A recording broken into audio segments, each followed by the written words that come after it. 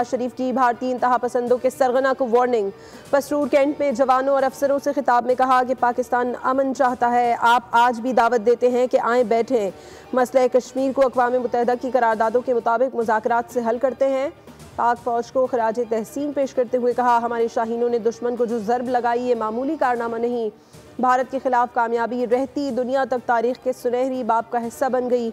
अफवाज पाकिस्तान ने अपनी बहादुरी से कौम की इज़्ज़त अफजाई की, अल्लाह के फजल से अपने से कई गुना बड़े दुश्मन के घमंड और गरूर को खाक में मिला दिया। वज़ीर आज़म Shehbaz Sharif, army chief general Asim Munir और air chief marshal Zaheer Ahmed Babar Sidhu का ऑपरेशन बुनियानुम मरसूस की फ्रंट लाइन्स का दौरा, मौरका हक में शरीक जवानों और अफसरान से मुलाकात।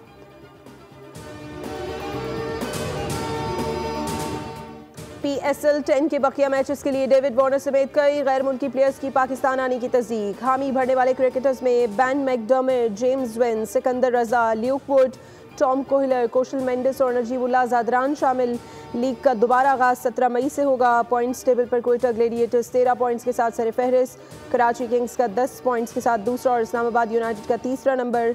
लाहौर कलंदर्स 8 पॉइंट्स के साथ चौथे और पेशावर ज़ल्मी 5वें नंबर पर है।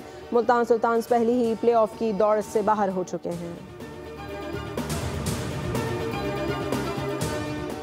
और सराय आलमगीर में खौफनाक हादसा, कार नहर में जा गिरी, 5 अफराद डूबकर जाँ बहक हो गए। गाड़ी में 4 खवातीन और 6 माह की बच्ची सवार थी।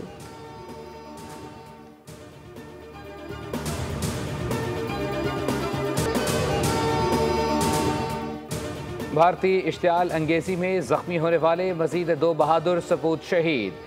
मुसल्लह अफवाज के शोधा की तादाद 13 हो गई।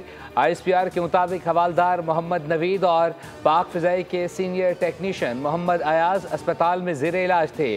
अहलकार 6 और 7 मई की दरमियानी शब भारतीय इश्तियाल अंगेजी में ज़ख्मी हुए थे। मुसल्लह अफवाज और पाकिस्तान के अवाम शोधा को भरपूर खिराज अक़ीदत पेश कर रही हैं। शोधा की कुर्बानियाँ हमेशा याद रखी जाएंगी। सदर आसिफ अली जरदारी का जवानों की शहादत पर इजहार ताज़ियत, कहा, हमारे शोधा हमारा असासा हैं, इनकी कुर्बानी को फरामोश नहीं करेंगे। कौम अपने शोधा और उनके अहले खाना के एहसानमंद रहेंगे।